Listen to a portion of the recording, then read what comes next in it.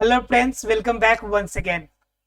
Friends, पिछले class में हम लोगों ने कुछ चर्चा किया था। दो प्रकार के डीएनए के बारे में हमने चर्चा किया था और दो प्रकार के डीएनए के बारे में हमने आपको बताया था कि हमने जेड डीएनए और बी डीएनए में क्या डिफरेंस होते हैं, उनके स्ट्रक्चर के अकॉर्डिंग हमने आपको चर्चा किया था।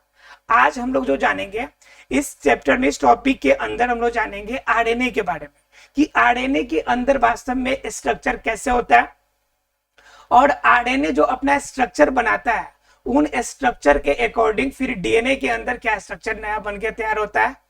आपका डीएनए फिर बढ़ता कैसे है, अर्थात कि डीएनए का द्विगुणन कैसे होता है, ये सारी बातें हम लोग जानेंगे आज की क्लास में। चलिए स्टार्ट करते हैं हम लोग पहले आरएनए से। स्टार्ट करते हैं हम लोग आरएनए से।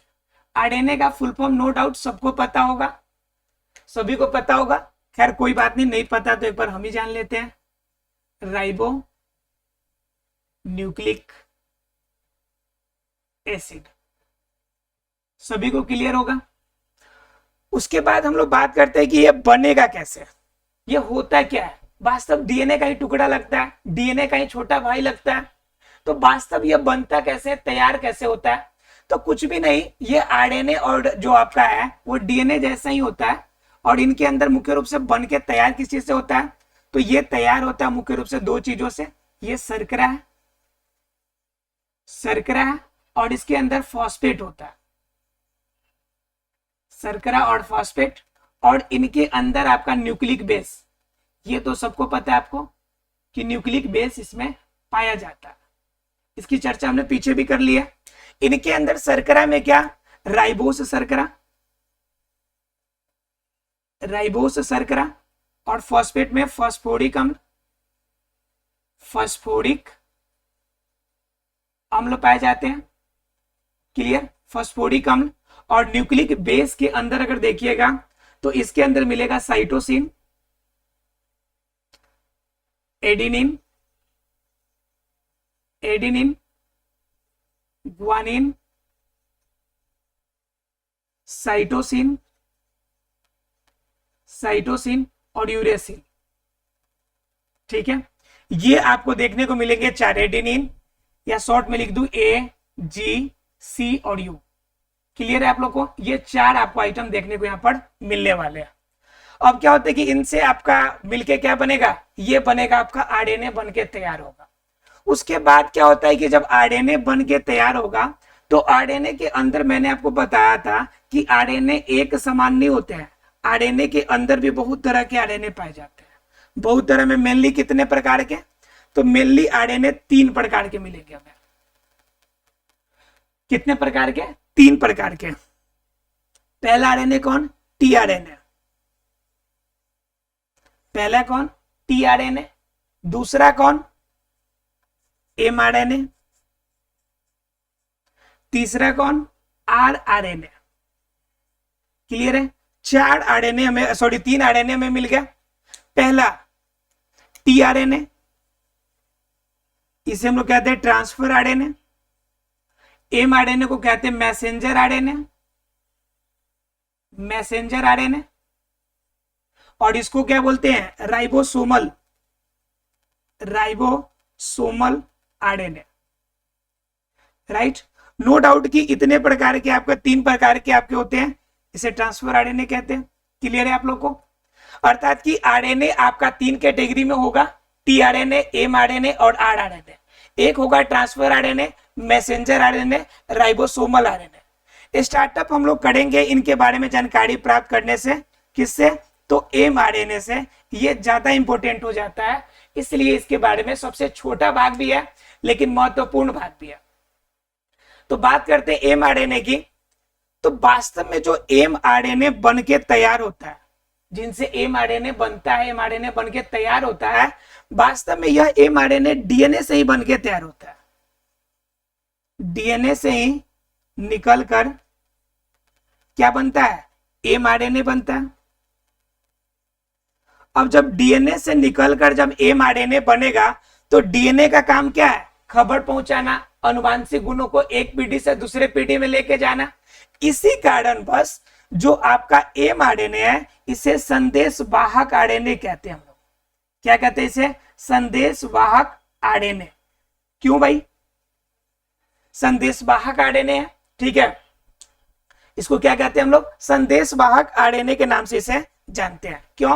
क्योंकि ये डीएनए से ही निकल के बना हुआ है, और डीएनए से जब निकल के बनेगा तो कंफर्म है कि ये सूचना को लेकर जाएगा और सूचना को आगे पहुंचाएगा, अगली पीढ़ी तक लेके जाएगा।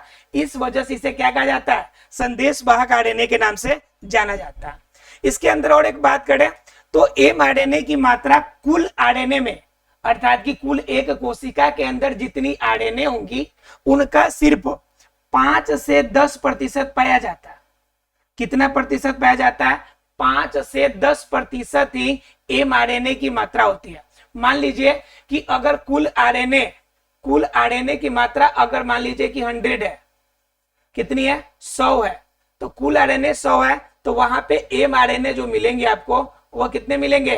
5 से लेकर 10 तक मैक्सिमम आपको मिल सकते हैं। क्लियर है आप लोग को? अर्थात 5 से 10% ही क्या मिलेंगे हमें? आरएनए मिलेंगे, एमआरएनए मिलेगा। क्लियर? लेकिन इसके आणविक भार का कीजिएगा तो उसमें बड़ा फ्लक्चुएशन मिलता है, छोटा आपका भार से लेकर और बहुत बड़े भार तक जाता है। क्यों? क्योंकि इसके भार की अगर बात कीजिएगा तो इसका 5 लाख से लेकर आणविक भार जो होगा 5 लाख से लेकर 1 करोड़ तक इसकी आणविक भार हो सकती है। 5 लाख से लेकर 1 करोड़ तक इसकी आणविक भार हो सकती है। मतलब इसकी वेटेज जो होती है थोड़ा सा क्या होती है? ज्यादा होती है। ठीक है, तो एमआरएनए में हमने 3 बातें जानी कि डीएनए से निकलकर बना है तो एमआरएनए बना है, और एमआरएनए आपका डीएनए से बना है तो डीएनए के कार्य पद्धति के हिसाब से इसका काम भी संदेशवाहक आरएनए के रूप में जाना जाता है।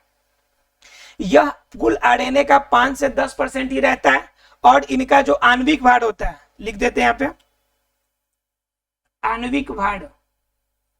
देखिए ये चीजें जो आपको शॉर्ट में बता रहे हैं इससे आप लोग नोट डाउन कीजिएगा इसी रूप में। क्या होगा कि नोट्स जो होता है ना वो आपका क्या होता है? एक तरह से कंप्लीट डेटा होती है, जिस डेटा का यूज आप एग्जाम से पहले रिवीजन में करते हैं। आप बुक्स की लाइन छापकर फिर रिवीजन नहीं कर पाएंगे एग्जाम में। अगर वो करना है तो क्लास नोट्स आपका होना चाहिए एकदम शॉर्ट वे में, ताकि तुरंत आप रिवीजन कर ले। तो इसलिए आप इसी तरह से कोडिंग करके लिखिएगा, लैंग्वेज लिखने की जरूरत नहीं है आपको। लिखना है कि डीएनए से निकलता है एमआरएनए, इस वजह से संदेशवाहक आरएनए कहेंगे।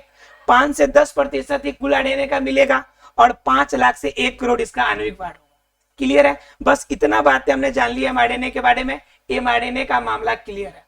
इतना ही में से एग्जाम में से ही क्वेश्चन आता है, इतने ही में से आएगा कि एमआरएनए क्या होता है, या खुद से कोई पूछेगा आरएनए कितने प्रकार के और एमआरएनए के बारे में क्या जानते हैं, तो ये 4 बातें लिख देंगे, ऐसे ही आपका क्लियर हो जाएगा। क्लियर है आपका? दूसरे बात करेंगे हम लोग टीआरएनए का। नाम से ही सुनने में आ रहा है कि टीआरएनए का काम क्या होगा, तो वास्तव में यह एमिनो अम्ल का ट्रांसफर करता है। एमिनो अम्ल को स्थानांतरित करने में मदद करता है, स्थानांतरित करने में मदद करता है। क्लियर है? इसका काम क्या है? अमीनो अम्ल को स्थानांतरित करेगा, मतलब अमीनो अम्ल को भेजेगा। यह भेजने का काम किसका है? तो ये काम है टीआरएनए का, अर्थात कि ट्रांसफर आरएनए का। क्लियर है? इनकी मात्रा की अगर बात करेंगे, जैसे हमने कहा कि इसका 5 से 10% है, तो इसका अगर मात्रा की बात कीजिएगा तो इसका ज्यादा मात्रा नहीं होता है। इसका 10 से लेकर 15% तक इसकी मात्रा हो सकती है। कितनी मात्रा होगी? कुल आरएनए का 10 से 15% ही इसकी मात्रा मिलेगी। अगर बात कीजिएगा इसके आणविक भार का, तो इनकी आणविक भार भी इनके इतना फ्लक्चुएशन वाला नहीं होता है कि कम, छोटा से छोटा 5 लाख का, बड़ा 1 करोड़ तक हो सकता है। इनका फ्लक्चुएशन कम होता है, और इनकी कहां से कहां तक होगी? आपकी 23,000 से लेकर 30,000 तक। 23,000 से 30,000 तक। क्लियर है? आपका क्या मिलेगा? 23,000 से 30,000 तक आपका क्या मिलेगा? इसका भार मिलेगा, आणविक भार। अर्थात इसमें 3 पॉइंट हम लोगों ने देखे। कुल आरएनए का 10 से 15%, आणविक भार यह कितना मिलेगा? 23,000 से लेकर 30,000 तक। ठीक है, यह अमीनो अम्ल को स्थानांतरित करने में मदद करेगा। और इनका हम लोग जान चुके हैं। क्लियर है आप लोग को? अब बात आती है लास्ट वाला आरआरएनए की। तो आरआरएनए से आपको समझ में आ रहा है कि राइबोसोमल है। तो राइबोसोमल हमने बताया था आपको कि आपका दो प्रकार के जो कोशिका अंगक पाए जाते हैं, जिसे हम लोग कहते हैं ईआर, इंडोप्लाज्मिक रेटिकुलम। तो इंडोप्लाज्मिक रेटिकुलम के अंदर दो पार्ट हमने बताए थे आपको। अगर पीछे आप लोगों ने पढ़ा हो तो अच्छी बात है, ना पढ़ा हो तो समझ लीजिए।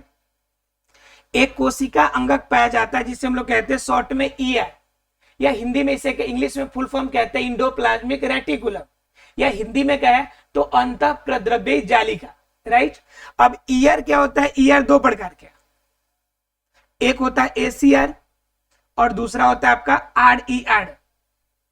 मतलब क्या? स्मूथ इंडोप्लाज्मिक रेटिकुलम, और एक होता है आपका रफ इंडोप्लाज्मिक रेटिकुलम, अर्थात ये स्मूथ वाला और ये कैसा? Rough endoplasmic reticulum. ठीक है। तो ये रफ क्यों होता है? क्योंकि ये खुरदुरे क्यों होता है? क्योंकि इसके ऊपर छोटे छोटे राइबोसोम्स पाए जाते हैं। क्या पाए जाते हैं? राइबोसोम्स। और ये राइबोसोम्स का काम क्या होता है? तो प्रोटीन को सिंथेसिस करना, प्रोटीन को इकट्ठा करने का जिम्मेवारी होता है। और वहीं पे अगर स्मूथ इंडोप्लाज्मिक रेटिकुलम का बात कीजिएगा तो ये कोलेस्ट्रॉल और वसा को इकट्ठा करने का काम करता है। क्लियर है? तो यह राइबोसोम का काम हमने जाना था कि यह प्रोटीन को सिंथेसिस करेगा। तो कंफर्म है कि राइबोसोमल जो आपका आरएनए है इसका भी रोल कुछ उसी तरह का होगा, और ये क्या करेगा? प्रोटीन को इकट्ठा करेगा, अर्थात क्या? संश्लेषित करेगा प्रोटीन को। किसको संश्लेषित करेगा? प्रोटीन को इकट्ठा करेगा। संश्लेषित करने की जिम्मेवारी आरआरएनए का, अर्थात कि राइबोसोमल आरएनए का। और प्रोटीन का संश्लेषण इसीलिए इंपॉर्टेंट कहा जाता है क्योंकि यह कुल आरएनए का लगभग 80% भाग होता है। कुल आरएनए का कितना प्रतिशत भाग होगा? 80% भाग होता है। तो 80% भाग का मतलब कि मेन आरएनए, आपका आरएनए का रोल कौन अदा करेगा? आरआरएनए। क्योंकि मेन काम इसका क्या होता है? प्रोटीन को इकट्ठा करना, प्रोटीन को संश्लेषित करना ही आरएनए का क्या होता है? मेन रोल होता है। तो आरआरएनए है, यह राइबोसोमल आरएनए क्या करेगा? प्रोटीन को इकट्ठा करेगा, एक जगह लाने का जिम्मेवारी किसका है? आरआरएनए का। क्लियर है आप लोग को? आरएनए की संरचना पे बहुत सारे वैज्ञानिक, और ये क्लियर है आप लोग को? पहले ये तीन बातें क्लियर है? आरएनए का स्ट्रक्चर क्लियर है आप लोग को? ये क्लियर है? अगर ये क्लियर है तो थोड़ा सा उनके स्ट्रक्चर के बारे में चर्चा करेंगे हम लोग कि आरएनए की संरचना कैसे बनती है और आरएनए की संरचना में होता कैसे है। ठीक है, चलिए अब जानते हैं आरएनए की संरचना के बारे में थोड़ा सा, यही बता देते हैं।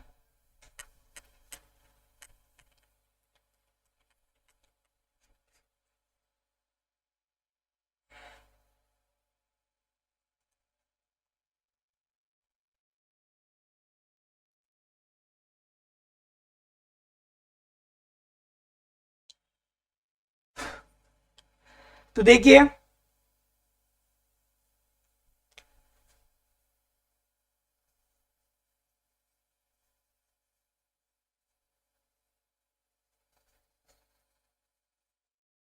ठीक है, आरएनए की संरचना की अगर बात करेंगे तो आरएनए में जो शर्करा होता है और फॉस्फेट होता है, आरएनए में शर्करा और फॉस्फेट,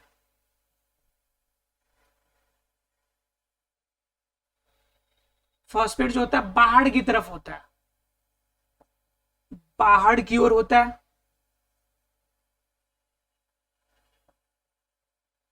तो फिर केंद्र की तरफ कौन होता है? तो केंद्र में आपको मिलेगा हाइड्रोजन बंध। क्या मिलेगा? हाइड्रोजन बंध। एवं क्या मिलेगा? इनके आपका हाइड्रोजन बंध एवं इनके जितने भी आपका कॉम्प्लीमेंट है, इनके जितने भी कॉम्प्लीमेंट है, कॉम्प्लीमेंट आयन जो होंगे, कॉम्प्लीमेंट जो आयन होंगे वह कहां मिलेगा? उसके केंद्र में आयन मिलते हैं। ठीक है, केंद्र में मिलेंगे। और क्या होता है कि केंद्र में हाइड्रोजन बंध और ये आपका कॉम्प्लीमेंट वाला मतलब सहायक वाला मिलकर चारों तरफ से इसका कौन घेर लेता है? शर्करा और फास्फेट जो होता है चारों तरफ से बंधन बना के इसे घेर लेता है। ठीक है, और इसी प्रकार के स्ट्रक्चर बना के ये भी धागा के रूप में स्ट्रक्चर बनाता है। ध्यान रखिएगा कि आरएनए जनरली जो होता है वह सिंगल आपका स्ट्रेच में होता है, डबल बॉन्ड में नहीं होता है, अर्थात कि द्विकुंडित अवस्था में नहीं रहता है। लेकिन कुछ में यह द्विकुंडलित अवस्था में भी देखने को मिलता है। और दो धागे वाला जो मिलने के देखने को मिलता है, जैसे रियो वायरस, ध्यान से समझिएगा, रियो वायरस अगर देखिएगा तो उसके अंदर जो स्ट्रक्चर हमें देखने को मिलता है वह द्विकुंडलित अवस्था में देखने को मिलेगा। जनरली क्या होते हैं, एक कुंडलित होते हैं, लेकिन कुछ जगहों पे हमें क्या देखने को मिलता है, द्विकुंडलित अवस्था में भी देखने को मिलता है। आरएनए में क्या होता है, शर्करा और फॉस्फेट बाहर की तरफ और अंदर की तरफ हाइड्रोजन बंध आपका देखने को मिलता है। ठीक है, आरएनए की आपका टीआरएनए की संरचना की खोज के लिए आपके कुछ वैज्ञानिक थे जिन्होंने आपका काम किया था। एक तो थे आपका एसएच कीम, एसएच कीम ने इसके बारे में बताया था, किसके बारे में, टीआरएनए के बारे में।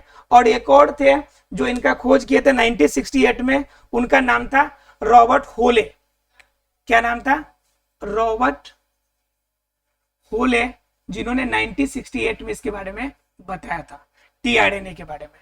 ये क्लियर है आप लोग को आरएनए की संरचना कि बाहर की तरफ शर्करा और फॉस्फेट होगी, केंद्र की तरफ आपका हाइड्रोजन बंध, और आपका कह दीजिए तो कंप्लीट आपका कॉम्प्लीमेंट जो आयन है वह अंदर की तरफ उसके अंदर व्यवस्थित होगा।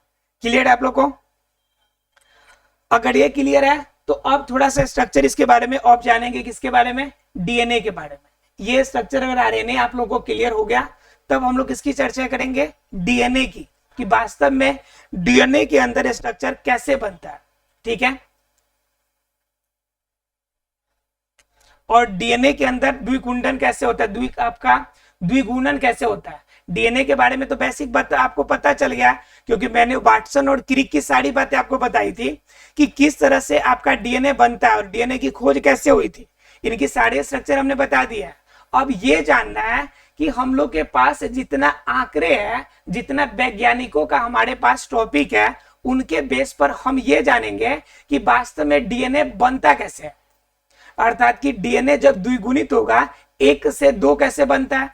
ठीक है, तो इसके बहुत सारे अलग अलग वैज्ञानिक है, अलग अलग सिद्धांत है, अलग अलग तौर तरीके हैं, अलग अलग मानना है। अब सभी वैज्ञानिक हम अलग तरीके से हम समझने की कोशिश करेंगे कि किस वैज्ञानिक का सबसे ज्यादा प्रूफ है, और उनके बेस पर हम ये मान लें कि ये सही है। ठीक है,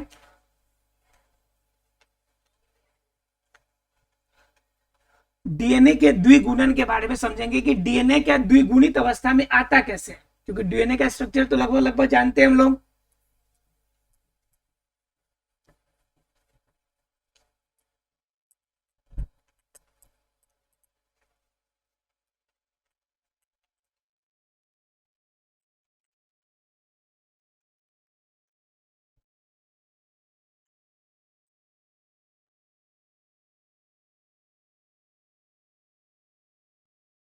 देखिए, जानना किसके बारे में हम लोग को, डीएनए की प्रतिकरण या डीएनए का द्विगुणन।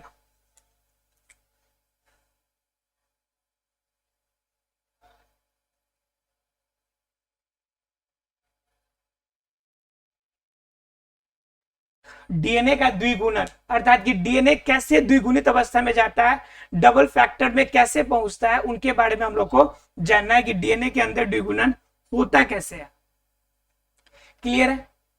अब डीएनए के द्विगुणन की चर्चा करेंगे तो अलग अलग वैज्ञानिक के अलग अलग विचार है। सभी वैज्ञानिक का विचार एक जैसा नहीं मिलता है। नहीं मिलने के पीछे रीजन होता है क्योंकि जिस वैज्ञानिक ने जो खोज किया है उसके बेस पर वो अपना फैक्ट रखता है। कभी भी साइंस किसी के कही सुनी बातों पर विश्वास नहीं करता। जब कभी भी आप प्रयोग करेंगे और उनके आधार पे जब आप प्रूफ साबित करेंगे तो उसके आधार पे आपके बातों की मान्यता मिलेगी। तो इनमें देखते हैं कुछ वैज्ञानिकों के नाम, और पहला देखते हैं हम लोग विक्षेपक मत। पहला मत क्या साबित करता है, विक्षेपक मत। कुछ वैज्ञानिकों का मानना है कि यह क्या आपका विक्षेपक मत है कि अर्थात कि विक्षेपक के तरीके से क्या होगी, द्विगुणन की क्रिया होगी। अब आप लोग सोच रहे हो कि विक्षेपक क्या होता है, तो इस मत के अनुसार क्या है, इस मत के अनुसार अर्थात कि विक्षेपक मत के अनुसार अगर बात करें तो ये क्या कहता है कि जो डीएनए होता है, डीएनए खंडित होता है, खंडित होकर छोटे छोटे टुकड़ों में बटेगा।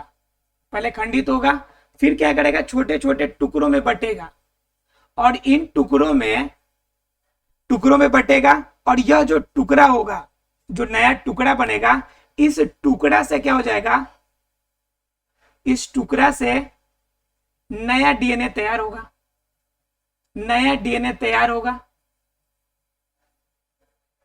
नया डीएनए तैयार होगा। और यह क्रिया क्या हो जाएगी, यह क्रिया सतत चलती रहेगी। यह क्रिया कब तक चलती रहेगी, सतत चलती रहेगी, जब तक आवश्यकता हो। क्लियर है, यह क्रिया क्या होगी, सतत, अर्थात कि हमेशा यह क्रिया चलती रहेगी। तो इसे हम लोग क्या कहते हैं, विक्षेपक कहते हैं।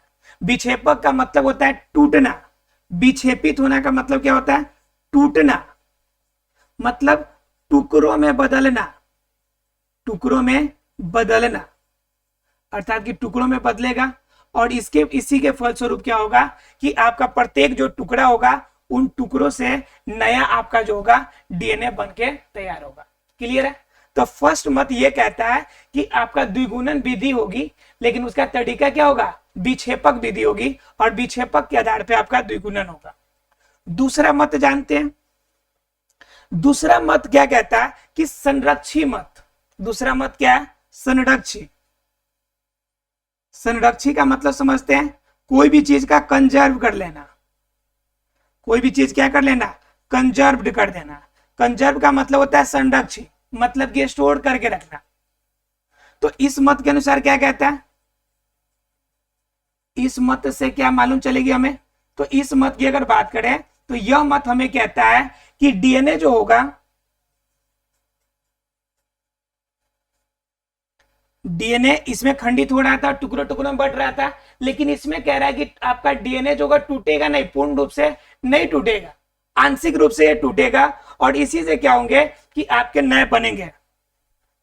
डीएनए के जो पॉलीन्यूक्लियोटाइड होंगे डीएनए के, वह क्या करते हैं, उन्हीं के द्वारा द्विगुणित होते हैं। द्विगुणी के दोनों पॉली न्यूक्लियोटाइड से क्या बनेगा, नया डीएनए बन के तैयार होगा, नया डीएनए बन के तैयार होगा। मतलब इसमें क्षय नहीं होगा, पहले का अस्तित्व तो खत्म नहीं होगा, ये इनसे क्या होगा, सिर्फ नया बनेगा। संरक्षी कहता है कि संरक्षण होगा, ये आपका खत्म होने नहीं जा रहा है, इनसे सिर्फ क्या होगा, नया बनेगा, पुराना वाला नष्ट नहीं हो रहा है। तो ये दूसरा मत है, संरक्षी मत। तीसरा मत आता है जो सबसे ज्यादा चलता है, वो है आपका अर्ध संरक्षी का मत। तीसरा मत कौन सा है, अर्ध संरक्षी का मत। अब अर्ध संरक्षी के मत आप समझ रहे होंगे, मतलब अर्ध का मतलब आधा, और संरक्षी का मतलब क्या, संरक्षण देना, मतलब जिससे क्या किया जाए, आधा संरक्षण दिया जाए, तो उसे हम लोग क्या कहेंगे, अर्ध संरक्षी मत कहेंगे। अब आधा संरक्षण का मतलब क्या हो गया कि इसमें प्रयोग किया जाता है, अर्ध संरक्षी में प्रयोग किया जाता है, और इन प्रयोग के बेस पर क्या कहता है कि दोनों जो, मान लीजिए कि एक डीएनए है, दो भागों में बटेंगे, कितने भागों में बटेंगे, दो भागों में बटेंगे, दो भागों में बटेंगे। फिर क्या होगा, फिर ये दोनों जो भाग होंगे वह टेम्पलेट बनाएंगे। क्या बनाएंगे, टेम्पलेट बनाएंगे। पहले क्या होगा, दो भागों में बटेगा डीएनए, हमारा दो हिस्सों में बट रहा है, और दोनों हिस्सों में बनने के बाद क्या होगा कि यह जो दोनों भाग होंगे यह टेम्पलेट बनाएंगे, और टेम्पलेट बनाने के बाद क्या होगा, टेम्पलेट जब बनेगा तो उनसे एक क्या होगी, दो नई संतति बन के तैयार होगी, दो नई संतति डीएनए बन के तैयार होगी, डीएनए तैयार होगी। तो इसमें क्या कहता है कि इसमें कहता है 50% नष्ट हो जाएगा। जैसे मान लीजिए पहला डीएनए हमारे पास 100 था, यानी 100% था, तो अगले बार में 50% मिलेगा हमें, आगे बढ़ जाएंगे तो सिर्फ 25% ही बढ़ेगा। बात समझ में आ रहा है? इसमें क्या होता है कि आधे गुण बढ़ते हैं। और संरक्षी में क्या होता है कि संरक्षी में क्या था कि पहले 100% था, तो 100% से बढ़कर क्या हो गया, फिर से हमें 100% ही मिले, फिर अगला 100% बढ़ेगा तो 100% ही मिलेगा। क्लियर है? यानी कि पूरा पूरा मिलता था इसमें, लेकिन इसमें क्या हो रहा है कि 50% ही हमें मिलेंगे। इस वजह से इसे अर्ध संरक्षी के नाम से हम जानते हैं। और विक्षेपक क्या होगा, जब 100% वाला टूटेगा तो ये टूट कर 3 को बनेगा, 4 बनेगा, तो सब 25-25% की क्वालिटी रखेगा और सब मिला के आपका 100% बनेगा। मतलब क्या, किसी भी रूप में इसमें क्षय नहीं होगा, क्षय नहीं होगा। विक्षेपक है मतलब टूटेगा, टूट के आपका टुकड़ों में बटेगा, टूट के टुकड़ों में बटेगा, लेकिन मेन पार्ट जो होगा उसी के अनुकूल। क्लियर है? तो 3 आपके मत थे, एक विक्षेपक मत, दूसरा संरक्षी मत, और तीसरा कौन सा आपका अर्ध संरक्षी मत। 3 मत के अनुसार हम लोगों ने जाना कि किस रूप में इसके द्विगुणन की क्रिया होती है। ठीक है, अब अगले क्लास में हम लोग को जानना क्या है कि इनके कुछ वैज्ञानिक के प्रयोग जानने हैं कि अलग अलग वैज्ञानिकों ने किस रूप में डीएनए के बारे में अपने अपने प्रयोग किए हैं। और उसके बाद हम लोग जानेंगे कि यह आपका जो द्विगुणन की है यह विधि कैसे होती है, अर्थात कि द्विगुणन की क्रिया कैसे होती है। कुछ वैज्ञानिकों के प्रयोग जानेंगे, फिर द्विगुणन की क्रिया की विधि जानेंगे जो आपका सर्वमान्य है। ठीक है, तो आज हम लोगों ने जाना आरएनए के कंप्लीट स्ट्रक्चर और डीएनए के अंदर होने वाली द्विगुणन की कुछ मतों के बारे में, 3 मतों के बारे में चर्चा किया। कल हम लोग जानेंगे वैज्ञानिक मतों के बारे में। क्लियर है फ्रेंड्स? मिलते हैं अगले क्लास में, तब तक के लिए thank you very much friends.